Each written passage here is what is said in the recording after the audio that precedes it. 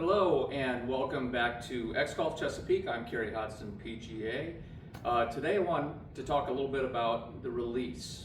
I think that almost everybody that plays golf, except with the exception of maybe tour professionals, high-level college players, super low handicaps, and folks that play golf at just a very, very high level. Most folks don't understand the release at all. They look at it in a way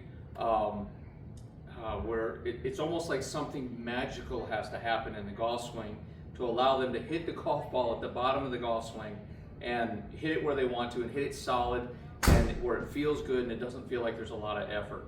Almost nobody understands that. Now, there are a couple of different ways to do it, several different ways to release, I mean, when you really think about it, but you can release and you can hang on to the golf club and try to push the club down the line. You can rotate the club and come around your body and all those types of things.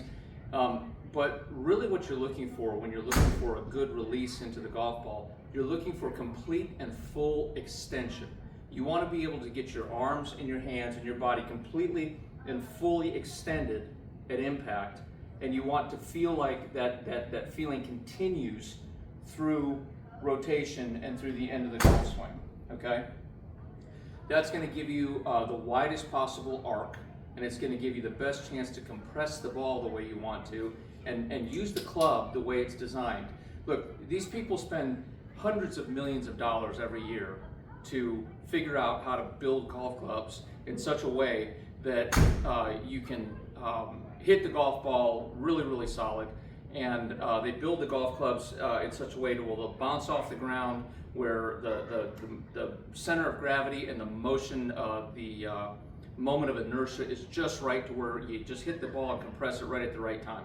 So what you need to do is you need to start trusting your golf clubs, okay, and work on these little techniques that we're going to share with you. All right, the release. In my opinion, I feel like to get the fullest extension, you need to learn how to rotate your forearms back and through to get a complete release at impact. Okay, so what I mean by that is when you address the golf ball right here, you're going to address it in a square way with your good grip here, okay, and you're going to turn your shoulders and you're going to start rotating your arms to where your left arm rotates above your right arm, okay? That's going to kind of create this kind of look right here, okay? Now, that's another lesson, and we can talk about that another time, and I will talk about that another time and kind of show you how you get back there. The most important thing that you understand at this time is how to come back into the golf ball by kind of trying to unravel what you just kind of raveled up by rotating the other way to get to full extension and impact. Here's the secret. Here's the secret. You need to point the club down at the ball or just inside the golf ball.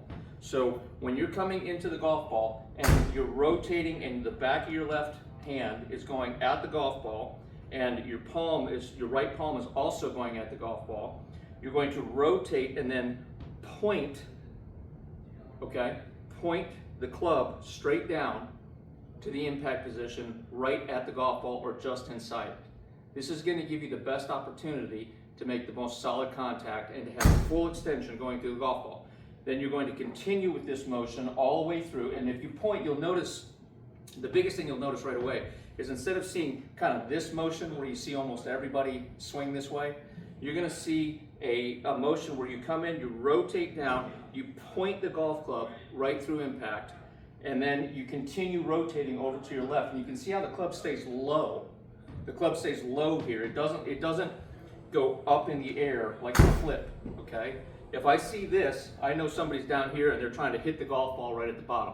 I want you to swing through that area by pointing the golf club just inside the golf ball and then continue your rotation all the way to the end. That's going to create a very, very solid contact sound, and it's going to create a great, well-struck, well-compressed golf ball. Okay, so that is kind of an introduction to how the release works. If you need more information on this, and you may, give me a call over here at X-Golf Chesapeake, Carey Hodsden PGA, and I will take you through all the steps it takes to get there to get to that perfect release and that perfect extended release where you can get the maximum out of your body and out of your club. Until next time, hit them long and straight. See you later.